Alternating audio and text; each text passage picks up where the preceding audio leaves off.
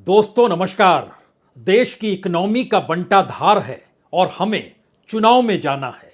यह सवाल मोदी सत्ता के सामने का है। एक ऐसा सवाल जिसके दायरे में इस देश का किसान भी आता है, मजदूर भी आता है, आदिवासी भी आता है और मिडिल क्लास भी आती है। यहां तक कि तमाम व्यापारी तबका भी आता है।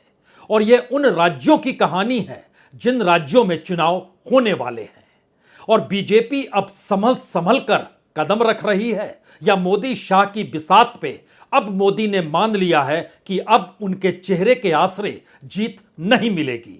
और सच तो यह भी है कि यह तीन ऐसे राज्य हैं जहां पर 2014 की बम्पर जीत जो लोकसभा में मिली थी उसके महज 4 बरस के बाद ही इन तीनों राज्यों में बीजेपी हार गई थी। यानी 2013 की तुलना में 2018 के जो चुनाव हुए उसमें बीजेपी तीनों राज्यों में पिछड़ गई। यानी इन तीन राज्यों में मोदी का जादू जब 2014 के बाद 2018 में नहीं चला तो फिर अब कैसे चलेगा, जब इस देश के भीतर में डॉलर के मुकाबले रुपए का सवाल हो, इंपोर्ट और एक्सपोर्ट की घटती हुई परिस्थितियों का सवाल हो, बढ़ती हुई महंगाई का जिक्र हो, लगातार बढ़ती बेरोजगारी का जिक्र हो, इस देश के भीतर में ग्रामीण इलाकों में महंगाई शहरों के मुकाबले कहीं तेज रफ्तार से दौड़ रही हो, तो ऐसे में दोष किसे दिया जाए और दोष जिसे दिया जाए उसका जादू काम कैसे करेगा। और जब टिकटों के बंटवारे का अब जिक्र निकल कर आया और पहली सूची जारी हुई तो उसने भी कई संकेत दे दिए। और पहला बड़ा संकेत यही कि दरअसल अब प्रधानमंत्री नरेंद्र मोदी का चेहरा नहीं चलेगा। तो ऐसे में बीजेपी का संगठन और बीजेपी के भीतर कॉन्स्टिट्यूंसी दर कॉन्स्टिट्यूंसी एक एक सीट पर निगरानी रखने की जरूरत है। और उसमें कोई बड़ा नेता नहीं, कोई छोटा नेता नहीं, सभी बराबर हैं। नेता एक ही है जो दिल्ली में मौजूद है। और अब एक एक सीट पर किसको टिकट दी जाए, सबको बदल दिया जाए, कुछ को बदला जाए, उम्र की जो रेखा थी 75 बरस की उसको भी तोड़ दिया जाए, सब कुछ टूट रहा है। नेताओं के बेटों को भी टिकट है और 75 बरस की उम्र वाले को भी टिकट है।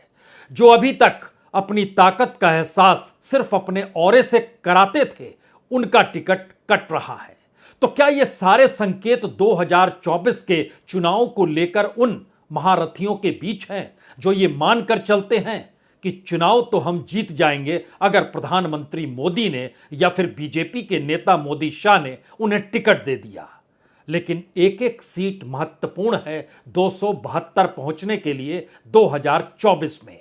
और उससे पहले यह सेमीफाइनल, तो इसमें जब एक एक सीट पर नजर इतनी तीखी हो चली है तो आइए एक एक पन्ने को पलट लीजिए, क्योंकि मौजूदा वक्त में दिल्ली की सत्ता को इस बात का एहसास हो चला है कि इकोनॉमी का बंटाधार कर चुके हैं।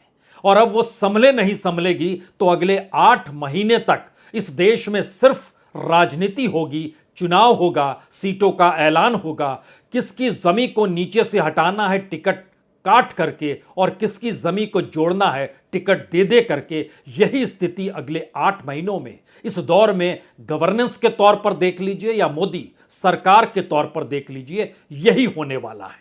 तो आइए एक एक पन्नों को पलटते हैं। लेकिन बार बार हमने जिक्र चूंकि इकोनॉमी का कर दिया है तो एक क्षण के लिए इकोनॉमी के पहले पन्ने को खोल लीजिए, उसके बाद उस राजनीति में आएंगे कि आखिर मोदी का चेहरा क्या वाकई अब इन तीनों राज्यों में कोई काम नहीं करेगा और 2024 के दौर में भी मोदी का चेहरा काम नहीं करेगा। बीजेपी का संगठन और आरएसएस के स्वयंसेवकों की कतार ही मायने रखेगी। जगह जगह पर एक एक सीट को लेकर उन लोगों के टिकट कट जाएंगे जो सोचते थे मोदी के करीब हैं और अगर टिकट मिल गया तो जीत ही जाएंगे, क्योंकि मोदी प्रचार करने जब आएंगे तो फिर मुश्किल क्या है। यह अलग मसला है कि पहली खेप की जो सीटों को जारी किया गया उसके बाद भी आवाज यही आई कि मध्य प्रदेश में चुनाव की तारीखों का ऐलान हो, उससे पहले भी 2-3 रैलियां प्रधानमंत्री मोदी कर ही ले।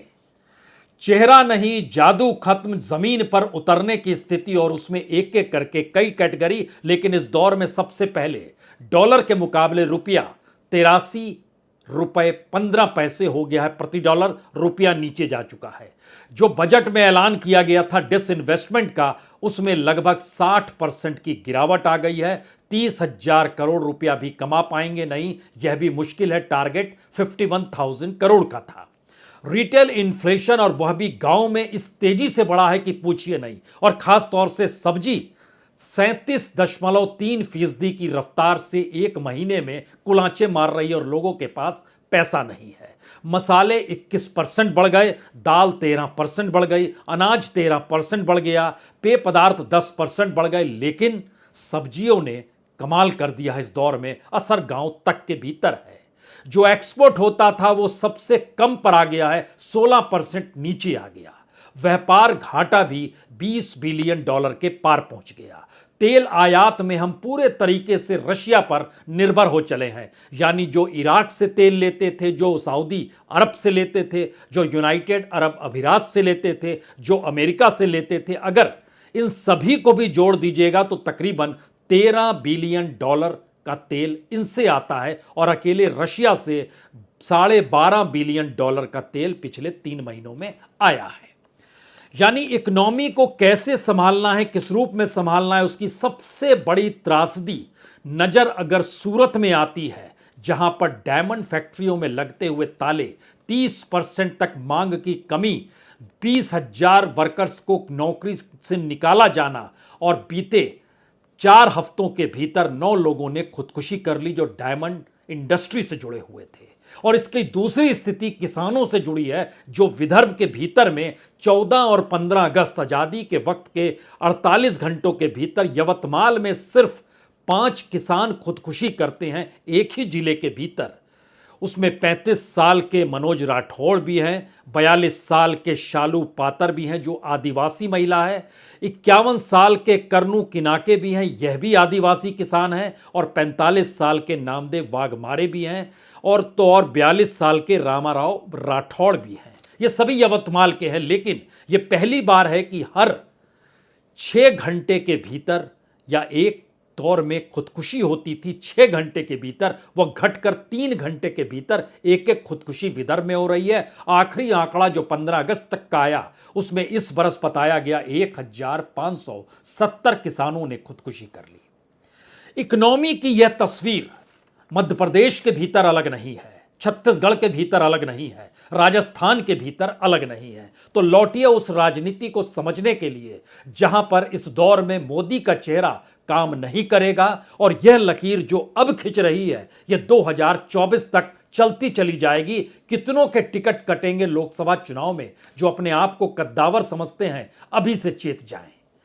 क्योंकि इन 3 राज्यों के चुनाव को एक क्षण के लिए जरा पुराने पन्नों को खोलिए और याद कीजिए, 2013 में इन तीनों राज्यों में बीजेपी की सरकार थी। मध्य प्रदेश में 165 सीट उसके पास 2013 में थी। मोदी प्रधानमंत्री बने और 2018 के चुनाव में वो घटकर 109 पर आ गए।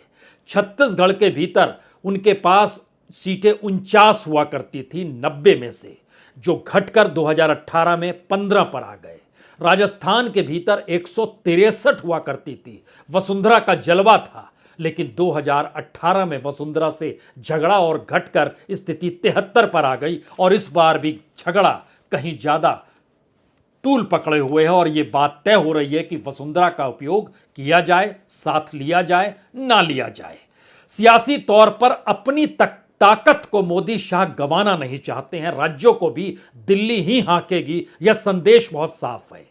इसीलिए टिकटों के वितरण में ना किसी मुख्यमंत्री की चलती है, ना ही किसी कमेटी की चलती है, बल्कि तमाम रिपोर्ट्स को परखते हुए जिस अंदाज में टिकट बांटे गए, उसमें एक एक पन्नों को जब आप खोलिएगा तो पहला पन्ना आपके सामने मध्य प्रदेश का होगा। 39 सीटों का मैसेज क्या है? 12 नए चेहरे हैं, 27 पुराने चेहरे हैं। 50% हारे हुए चेहरे भी चलेंगे, उसमें से 14 चेहरे हारे हुए हैं, यह भी मैसेज है। 75 बरस से ज़्यादा की उम्र भी चलेगी। और इन सब के बीच जो ताकतवर हैं, जैसे चांचोड़ा से प्रियंका मीना को टिकट दिया गया, जिनके पतिदेव IRS हैं, दिल्ली में पदस्थ हैं, और इनके जो दादा हुआ करते थे, दादा ससुर कहिए जो होते थे, वह कांग्रेस के हुआ करते थे और मंत्री भी रह चुके हैं। लेकिन सीटों पर ना जाइए, जरा इसको समझिए कि अंदाज क्या है। जाति समीकरण के हिसाब से जो टिकट दिया गया वह 6 जगहों से दिया गया, सबलगढ़, पिछौर, बांडा, छतरपुर, जबलपुर पूर्व और कसराबाद। यानी जाति समीकरण मैटर करता है, इससे कोई अलग भिन्नता होनी नहीं चाहिए। जो संघ से जुड़े हुए हैं वह भी मायने करते हैं। 3 लोगों को पहली बार खुले तौर पर स्वयंसेवक थे, प्रचारक थे, टिकट दिया गया। जैसे हीरा सिंह श्याम है जो कि पुष्पराजगढ़ अनूपपुर में आता है, उनको वो स्वयंसेवक रह चुके हैं। उसके बाद दूसरा नाम है विजय आनंद मरावी, ये बिछिया मंडाला से आरएसएस के प्रचारक रह चुके हैं। राजेश सोनकर सोनकच्छ से संघ के बेहद करीबी हैं, तीनों को टिकट दिया गया।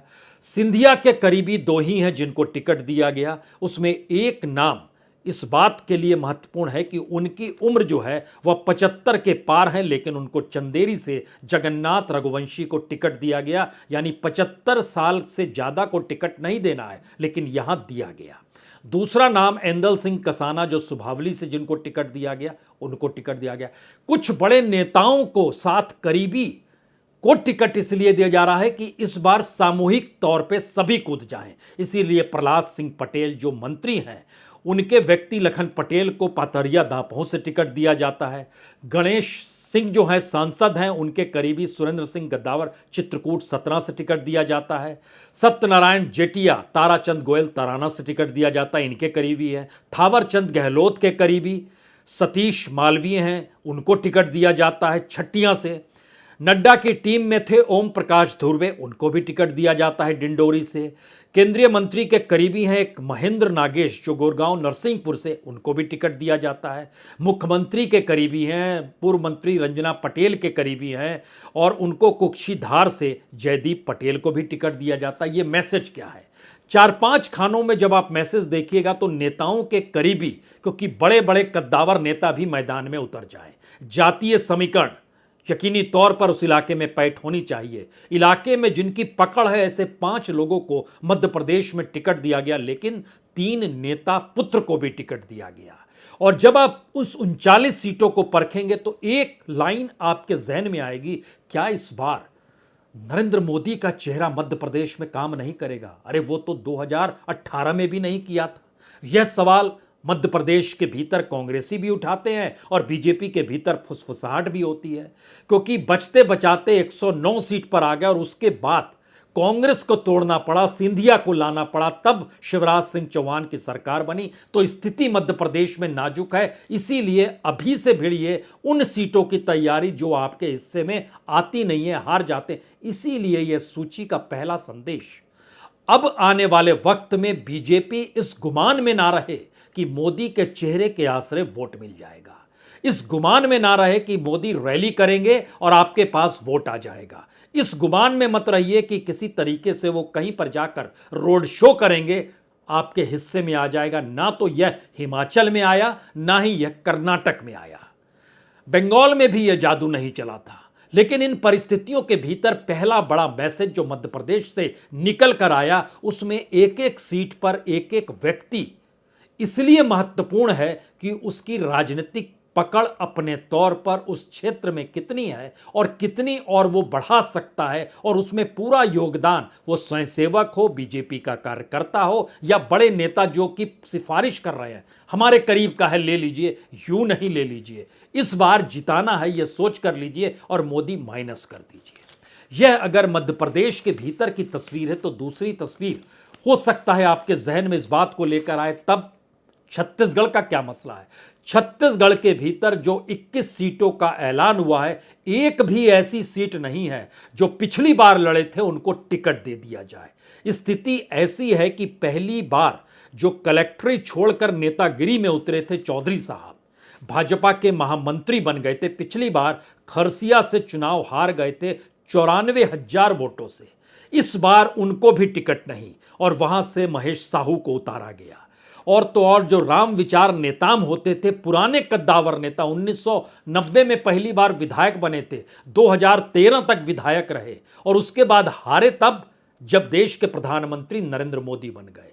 लेकिन उनकी कद्दावरी की पहचान अगर उस इलाके में है तो रामानुजगंज से उनको इस बार टिकट दिया गया, यानी नए हैं अपने तौर पर। लेकिन सब कुछ बदल दिया गया। छत्तीसगढ़ का भी मैसेज बहुत साफ है कि वहां पर रमन सिंह के भरोसे मत रहिए, वहां पर बीजेपी के किसी भी नेता के भरोसे मत रखिए। उस भावनाओं और उस नब्ज को पकड़ने की कोशिश कीजिए कि कैसे जीत मिलेगी। तो जो पंचायत स्तर के नेता हैं, जिन्होंने शहरों में महापौर तक का चुनाव जीता है, क्यों नहीं उनको सामने लाया जाए। और ऐसी एक बड़ी तादाद आपके जहन में उस दौर में आ जाएगी। 5 महिलाएं इसमें शरीक है जिसको बीजेपी ने टिकट दिया है। तो क्या यह संदेश 2024 तक भी जा रहा है, जो बता रहा है बहुत साफ तौर पर जिस कॉन्स्टिट्यूएंसी के भीतर जिसकी पकड़ ना होगी उसको हटाकर किसी नए को टिकट देने में कोई कोताही नहीं बरती जाएगी, वो चाहे कितना भी धुरंधर नेता अपने आप को क्यों ना मानता हो। और ये धुरंधर वाला एस्पेक्ट जो है एक झटके में राजस्थान के साथ जाकर खड़ा हो जाता है। राजस्थान का मतलब शायद एक ही है, वसुंधरा राजे सिंधिया। और वसुंधरा को लेकर कई सवाल इसलिए बड़े हो चले हैं कि वसुंधरा किसी भी कमेटी में रहेगी या नहीं रहेगी। नहीं रहेगी तो क्या वसुंधरा के लोगों को टिकट दिया जाएगा या नहीं दिया जाएगा। हमें लगता है कि इस प्रक्रिया के भीतर जो जानकारी वहां से अलग अलग रिपोर्टों के जरिए हमारे पास आई है, उसने बहुत साफ तौर पर बताया है कि चाहे वो वसुंधरा राजे हो, चाहे शिवराज सिंह चौहान हो, चाहे रमन सिंह ही क्यों ना हो, लीडर अब दिल्ली किसी को नहीं मानती है और कोई लीडर बनने की कोशिश ना करे। वह अपने आप को कार्यकर्ता माने। उसमें तमगा विधायक का लग जाए तो अच्छा है, मंत्री का लग जाए तो अच्छा है, मुख्यमंत्री का लग जाए तो भी ठीक है, लेकिन यह ना सोचे कि वह नेता हो गया है। और यह जो नेता वाला एस्पेक्ट है, इसको पूरे तरीके से धराशायी करना है। और इस धराशायी की स्थिति तभी बन सकती है जब विधायक जो चुनाव लड़ने जा रहा है उसके जहन में बहुत साफ हो। तो राजस्थान के भीतर में जो चुनाव प्रबंध समिति है उसमें वसुंधरा का नाम नहीं, घोषणा पत्र समिति है जिसको संकल्प पत्र कहते हैं उसमें वसुंधरा का नाम नहीं, लेकिन कैंपेन कमेटी बननी बाकी है, यानी चुनाव अभियान समिति बननी बाकी है। तो क्या उसमें जिसका नाम होगा वही दिल्ली के करीब है और दिल्ली उसके अनुकूल होगी, उसमें वसुंधरा का नाम भी हो सकता है क्या? यह तो एक सवाल है। लेकिन अगला सवाल यह है कि आखिर 2 राज्यों की जारी कर दी गई सूची छिटपुट सही, लेकिन राजस्थान का क्यों नहीं किया गया? तो क्या वसुंधरा पर दाव खेलें या नहीं खेलें, अभी भी इसकी उलझन है। वसुंधरा के जो एमएलए हैं जिनकी तादाद इस वक्त 40 से ज्यादा की है, उनको टिकट दिया जाए या ना दिया जाए। और दिया जाएगा तो दोबारा वो लौट कर अगर आते हैं तो फिर वो नाम एक साथ लेंगे या वसुंधरा के इशारे पर ही चलेंगे, तब क्या किया जाए। तो एक बड़ी रणनीति राजस्थान को लेकर बनानी है। लेकिन उसमें एक तरह से यह भी स्थिति है कि पहले ऐलान अगर गहलोत कर देते हैं, जिसका जिक्र वो कर रहे थे कि सितंबर के महीने में 100 उम्मीदवारों का ऐलान किया जाएगा, तो उसके जरिए आसान हो जाएगा गणित भिड़ाना कि किसको टिकट दे रहे हैं और किस जगह पर किसकी जरूरत है। अगर ऐसी स्थिति है तो 3 सवाल राजस्थान, छत्तीसगढ़ और मध्य प्रदेश से निकल रहे हैं। पहला सवाल जो सबसे बड़ा है वह यह है कि अब इन 3 राज्यों के चुनाव के दायरे में सब कुछ दिल्ली तय करेगी और इन राज्यों में कोई भी खुद को बड़ा नेता ना माने। यह पहला संदेश बहुत साफ है। दूसरा संदेश साफ है कि दरअसल इन राज्यों की राजनीति को अपने अनुकूल इसलिए साधना है क्योंकि 2024 की बिसात अलग अलग कॉन्स्टिट्यूएंसी में कैसे बिछेगी, यानी राज्यों के चुनावी जीत के आगे की परिस्थिति 2024 की जीत के लिए प्रधानमंत्री मोदी और अमित शाह आश्वस्त होना चाहते हैं। क्योंकि उनको पता है मध्य प्रदेश के भीतर चाहे 2018 में सत्ता गंवा दी गई हो, लेकिन लोकसभा में दोनों बार लगभग स्ट्राइक रेट जो था, एक वक्त 26 सीट मिली थी 2014 में और 2019 में 28 सीट मिल गई थी। छत्तीसगढ़ में भी यही स्थिति थी, एक वक्त 10 सीट मिली थी, फिर 9 सीट मिली। राजस्थान की भी यही स्थिति थी, 25 सीट एक वक्त मिली, 24 सीट एक वक्त मिली। यानी इन 3 राज्यों को अगर आप एक लहजे में देखिए कि लोकसभा के भीतर इनका कितना योगदान है, तो उसमें बहुत साफ तौर पर आपको नजर आएगा कि 75 सीट तो इन्हीं 3 राज्यों में बीजेपी जीतती है। अगर 75 सीट इन 3 राज्यों से निकल कर आते हैं 2024 में और मौजूदा वक्त में इस तरीके से टिकट वितरण किया जाता है, जहां पर एंटी इनकम्बेंसी मौजूदा वक्त में जीत के बाद भी 2024 में ना क्रिएट हो और हार के बाद भी ना क्रिएट हो, यह पहली बार अपने तौर पर एकदम नई बिसात बताने की स्थिति में है। लेकिन इसका दूसरा हक फिर निकल कर आता है। इस देश की आर्थिक माली हालत ठीक नहीं है और इसका एहसास केंद्र सरकार को नहीं है, ऐसा भी नहीं है। जब किसानों की खुदकुशी हो रही है, इस देश के इंडस्ट्रीज में से वर्कर्स का काम छिनता चला जा रहा है, महंगाई इस हद तक बढ़ती चली जा रही है कि आरबीआई भी हाथ खड़ा कर रही है कि अच्छा वह इस पे काबू करे तो कैसे करे। यह ऐसी चीजें हैं जिसका सीधा इफेक्ट चुनाव के वक्त लोगों की जुबान पर आकर रिएक्शन के तौर पर नजर आने लगता है, जो इस वक्त कम से कम इन तीनों राज्यों में आने लगा है और सबसे ज्यादा मध्य प्रदेश में आ रहा है। और सबसे ज्यादा बेचैनी मध्य प्रदेश को लेकर ही बीजेपी की सत्ता में दिल्ली के भीतर है। इसीलिए जो शिवराज सिंह चौहान लिस्ट बनाकर आए वो नहीं चली, जो सिंधिया लिस्ट बनाकर आए वह भी नहीं चली। नड्डा की टीम ने जो काम किया, सबको मिलाकर नई परिस्थिति में गढ़ते हुए एक एक सीट का निरीक्षण परीक्षण इस रूप में किया गया कि दरअसल एक लोकसभा की सीट के भीतर अगर 6 से 7 विधानसभा की सीटें आती हैं तो जो समीकरण बैठाया जाए वहां के नेताओं के जरिए, जो 6-7 सीटें हैं, उस पर दृष्टि इस बात की भी रहे कि वह प्रभाव 2024 में कम से कम जीत का जरूर डाल दें और इन तीनों राज्यों की जो 75 लोकसभा सीट की जो जीत मिलती है उसमें कोई नुकसान नहीं होना चाहिए। क्या इससे पहले ऐसी स्थिति 2014 या 2019 में थी? नहीं थी। तो 3 मुद्दे जो लगातार रेंग रहे हैं वो केंद्र सरकार द्वारा की गई बदहाली का मुद्दा है, वो राज्य सरकार द्वारा जनता के साथ नहीं सरोकार कर पाने की स्थिति है, और तीसरी परिस्थिति दिल्ली की सत्ता मोदी और अमित शाह की बिसात से जाकर जुड़ चुकी है, जहां पर अब उनके सामने बड़ा सवाल है कि क्या आने वाले वक्त में कोई बड़े ऐलान जो इस देश में सस्ता पेट्रोल डीजल दे दें, जो इस दौर में कर्ज मुक्ति की परिस्थितियां लाकर खड़ा कर दें, जो अलग अलग तरीके से अलग अलग समुदाय को कर्ज देने की विचार और सोच इस दौर में लाल किले के प्राचीर से किया गया, उससे कई कदम आगे बढ़ाए जाएं, यानी आर्थिक बदहाली को खत्म किया जाए या परसेप्शन के तौर पर बताया जाए कि दरअसल आर्थिक बदहाली कम करने की दिशा में मोदी सरकार अपने आप को झोंक चुकी है, यह मैसेज कैसे जाएगा? तो सवाल पहली बार सोशल इंजीनियरिंग और सांप्रदायिक तौर पर इस ऐलान का नहीं है कि वोटों का ध्रुवीकरण हो जाए। पहली बार उस जमीन के एक एक कण को परखते हुए दिल्ली 2024 को लेकर निशाना साधने की दिशा में बढ़ना चाह रही है, और यही मंत्र इन 3 राज्यों के चुनाव में दिए जा रहे उम्मीदवारों के टिकट जो हैं और जिनके कट रहे हैं उससे उनको जोड़ना चाहिए। और 2024 में जो कद्दावर लोकसभा के भीतर बैठे हुए हैं उनकी सांसें ना फूलने लगे कि इस दौर में वह मानकर चलते रहे कि मोदी है तो मुमकिन है। इस दौर में स्थितियां नामुमकिन वाली ज़्यादा हो चली है। बहुत बहुत शुक्रिया, बहुत बहुत शुक्रिया।